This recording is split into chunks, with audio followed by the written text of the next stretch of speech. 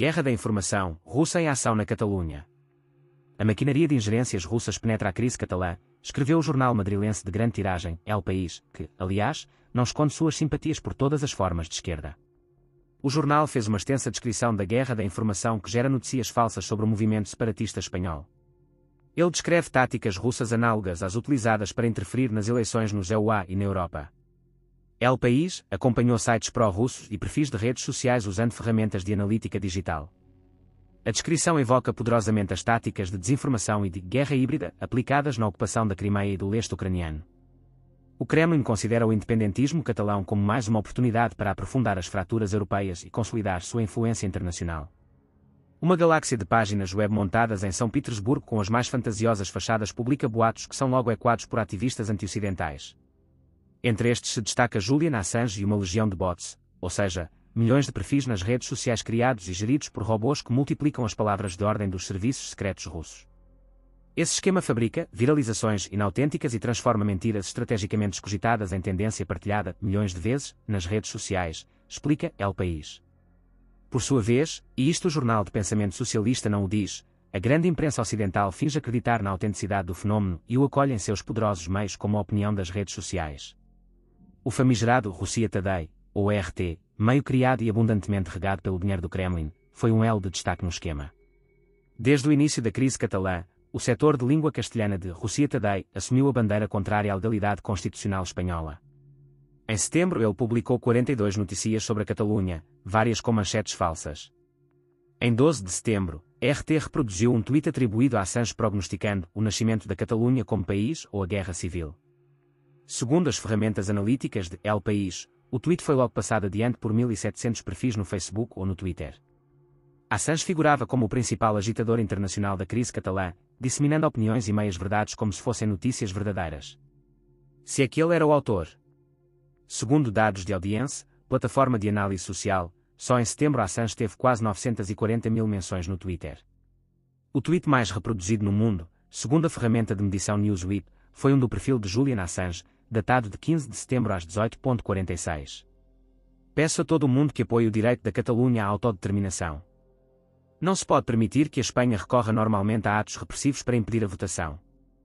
A mensagem em inglês obteve mais de 12 mil retweets e 16 mil curtidas. Esse tweet não seguiu o andamento normal das viralizações. Sua instantaneidade caracterizou a atividade dos bots e perfis falsos robotizados que retweetam maquinalmente mensagens predeterminadas. Segundo Twitter Audit, 59% dos seguidores de Assange são perfis falsos. O que tem a ver com a Espanha o ciberativista australiano da Wikileaks procurado pela Interpol? Não se sabe, mas o certo é que funciona como uma luva na mão do Kremlin. Edward Snowden, ex-analista norte-americano prófugo, instalado comodamente na Rússia, fez dueto com Assange no Twitter. Seu tweet, a repressão da Espanha é uma violação dos direitos humanos, ganhou num tempo humanamente impossível quase 8 mil retweets e 8 mil curtidas. Justin Raimondo, diretor do site anarquista Anti-War, comparou os protestos em Barcelona com a repressão chinesa na Praça Tiananmen em 1989. Nessa, o regime comunista chinês passou os tanques por cima dos manifestantes que pediam liberalização. Raimondo comparou as autoridades de Madrid com os déspotas de Pequim. A ideia não foi dele, mas de Assange, que tweetou e retuiteou o artigo de Raimondo em 4 ocasiões. Na verdade, talvez não tenha sido de nenhum dos dois, mas de um planificador do Kremlin. El País se estende, citando o esquema de palavras de ordem pró-russas multiplicadas por sites fiéis e pelo exército de bots russos. A ferramenta Hamilton 68, da Aliança para Garantir a Democracia, criada pelo German Marshall Fund após a proliferação de notícias falsas nas eleições americanas de 2016, analisa permanentemente 600 contas, automatizadas ou não, que estão na órbita do Kremlin. Essa ferramenta identificou o site Anti-War como um dos mais difundidos pelas redes pró-Rússia. Catalunha, táticas testadas no separatismo do leste ucraniano. Os exércitos digitais do Kremlin operam com o mesmo padrão, viralizam mensagens e notícias exageradas ou falsas para exacerbar uma crise e fomentar a divisão nos EUA e na Europa, beneficiando a posição de Moscou. Trata-se de uma guerrilha que monta sites webs com aparência de seriedade. O Disobedientmedia.com, por exemplo, pretende ser um site de jornalismo de investigação e esse título nutre todo tipo de falsas teorias conspirativas, metodicamente voltadas para desmoralizar o Ocidente. O site chegou a publicar notícia denunciando a perdurável influência do ditador fascista na política espanhola, apresentando a antiga estátua do ex-ditador espanhol Francisco Franco montando um cavalo. Russia News Now, site com aparência de jornal, montou manchete dizendo: "Ué, Catalunha pode, Crimeia não." E informava que a União Europeia tinha dado sinal verde à separação da Catalunha, mas que hipocritamente se opunha à invasão russa da Crimeia. A UE não concordava com o independentismo catalão. A notícia era um falso, mas estimulava o separatismo e ajudava a Rússia. Como única fonte citava uma nota de imprensa do Grupo Europarlamentar Esquerda Unida Europeia, 52 cadeiras de 761, que por ideologia de esquerda critica o governo de Madrid e é sócio dos separatistas. Mas o blefe, contexto e manchete idênticos, foi recopiado em sites que servem de correias de transmissão das mensagens oficialistas do Kremlin, como Forte Russo ou Newsfront. Oficialmente, Moscou diz que a crise é de competência exclusiva da Espanha, segundo o porta-voz do governo russo Dmitry Peskov. Ele acrescentou que não julgamos possível envolver-nos de alguma forma. Como na Ucrânia. O chanceler russo, Sergei Lavrov, e quando declarações de Vladimir Putin, defendeu que existe legislação nacional e compromissos internacionais, e que nós assumimos que os processos internos devem se basear nesses princípios. Palavreado para inglês ouvir. Mas não é só guerra da informação. Diversas fontes identificaram métodos de subversão de rua associados à máquina de agitação informativa russa. Os métodos relembraram ainda episódios do início dos levantamentos separatistas no leste ucraniano. O governo autónomo da Catalunha, mais conhecido localmente como Generalitat, defendeu a todo preço que 893 pessoas ficaram feridas pela polícia de Madrid no dia do falido referendo. Porém, a Secretaria de Saúde da mesma Generalitat, responsável pela atenção em toda a região, informou que naquela data só houve 4 ingressos nos hospitais catalães por ocorrências ligadas aos distúrbios. Só 2 deles foram qualificados de graves, incluída uma crise cardíaca à vida durante uma manifestação. Mas a grande mídia internacional só falou do número de 893 feridos, como se fosse um mantra sagrado. O presidente da Assembleia Nacional Catalã, Jordi Sánchez, dramatizou dizendo que um número tão grande de feridos não se verificava na Europa desde a Segunda Guerra Mundial. Segundo a ONG Médicos Sem Fronteiras, especializada em crises humanitárias no mundo inteiro, não podem ser consideradas feridas as pessoas que tiveram algum traumatismo, uma doença, ou desordem física ou nervosa durante os fatos. Segundo a mesma Secretaria de Saúde catalã, os feridos, atendidos nos pontos de distúrbios consistiram majoritariamente em contusões, tonturas e crises de ansiedade, que foram resolvidos no local. Na Ucrânia, uma mulher denunciou que seu filho havia sido crucificado por nazistas ucranianos. A mídia fez espalhafato. Mas depois se soube que não era mãe, que trabalhava para a Rússia e que já tinha aparecido na TV participando em diversos conflitos com identidades fictícias, protagonizando teatralizações que serviam para a propaganda de Putin. Assim também na Catalunha apareceu uma mulher com a mão enfaixada, dramatizando que a polícia de Madrid tinha quebrado todos os seus dedos um por um, além de ter abusado dela. Até Pep Guardiola, treinador do Manchester City, falando do exterior, declarou-se espantado por tamanha violência. Quebraram os dedos de uma moça. Atacaram mais de 700 pessoas pelo fato de quererem votar, noticiou El País. No fim, resultou que a mulher é uma velha militante ecologista e de extrema esquerda que só tinha uma inflamação num dedo e que fora flagrada participando do quebra-quebra de um carro da polícia.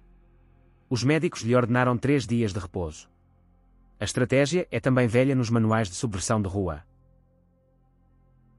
Enviado de Putin foi estimular o separatismo na Catalunha. Dmitry Medvedev, um funcionário de Vladimir Putin que faz de ministro de Relações Exteriores da República de Ossétia do Sul, abriu um escritório de representação em Barcelona enquanto os separatistas se aprontavam a proclamar uma fictícia república independente na Catalunha, informou a agência oficial russa Sputnik. O governo espanhol reafirmou que não reconhece esse país fictício e, a fortiori, a suposta embaixada, noticiou o jornal catalão La Vanguardia. A dita República da Ossétia do Sul é um território georgiano ocupado pelas tropas russas. Tem 3.900 km 2 de superfície e entre 50.000 e 70.000 habitantes. Ossétia do Sul e Abcásia, 240.000 habitantes, outra região georgiana engolida por Moscou na mesma data, proclamaram sua independência e hoje mantém exército e polícia comum. Segundo o governo da Geórgia, há por volta de 10.000 soldados de Moscou em bases instaladas nos 2 redutos invadidos. Em 2006 líderes locais promoveram um referendo separatista onde 99% votou pela independência. Essa não foi reconhecida pela Comunidade das Nações nem pelos organismos internacionais. Em 2008, a Rússia invadiu militarmente a região e reconheceu a independência. A anexação por via de facto é reconhecida por muito poucos governos bolivarianos como o da Venezuela e da Nicarágua ou satélites da Rússia. A abertura da embaixada na Catalunha é quase anedótica se não fosse reveladora da estratégia russa na crise espanhola. A política de Putin de anexo territórios de antigas repúblicas soviéticas é bem conhecida. Mas a instalação em Barcelona de uma base de atividades culturais e humanitárias, ainda que simbólica, desvenda o apoio que o Kremlin oferece a uma Catalunha independente estimulando a separação, disseram fontes dos serviços de inteligência espanhol. O funcionário Oceto declarou: a embaixada, em Barcelona visará estabelecer relações bilaterais, de não se sabe qual entidade, manter contatos com empresários locais, que aliás estão saindo da região, e visitar compatriotas que não se sabia que existiam. Medvedev chegou com uma agenda privada e as únicas informações foram fornecidas pelo site russo Sputnik, que habitualmente ecoa com fidelidade as instruções do Kremlin. A própria Sputnik, refere El País, sublinhou o paralelismo entre o caso catalão e o das repúblicas pró-russas teoricamente independentes mas na prática engolidas por Moscou. Há 26 anos o próprio povo da Ossétia do Sul deu os mesmos passos políticos decisivos na via para formar seu próprio Estado, teria dito Medvedev citado por El País e Sputnik. O ministro Medvedev visitou previamente as regiões italianas de Lombardia e Veneto enquanto fazia um referendo legal para pedir a Roma maior autonomia. A ação do enviado de Moscou denuncia a ingerência de Putin estimulando rachaduras e dissensões nos países ocidentais dentro de uma estratégia de predomínio universal. A diplomacia russa declara que o caso catalão é um assunto estritamente interno da Espanha. Mas o presidente russo não poupa críticas aos governos europeus pescando o olho para as tendências de dilaceração no continente. Falando num foro político em Sochi, Putin afirmou que o caso do Kosovo foi a caixa de Pandora dos problemas posteriores. Apoiando a independência de Kosovo, países como a Espanha teriam posto em risco sua frágil estabilidade. Acaso não sabiam da existência de contradições semelhantes na mesma Europa? Não sabiam? Sim, sabiam. Mas aplaudiram a desintegração de vários Estados, leia-se, satélites da URSS, sem ocultar sua alegria com isso, acrescentou com vingativo regozijo. Putin patenteou duplo jogo, comentou o Jornal de Madrid. E até má fé ou ignorância porque a Espanha nunca reconheceu a independência de Kosovo. As palavras de Putin em Sochi acabaram expondo à luz um plano acariciado e estimulado desde o Kremlin. Quem disse que esse plano exclui a América do Sul? Será interessante acompanhar nesta perspectiva a criação de nações indígenas e ecológicas com orientação comum progressista, segundo o modelo que está se gestando na Transamazônia.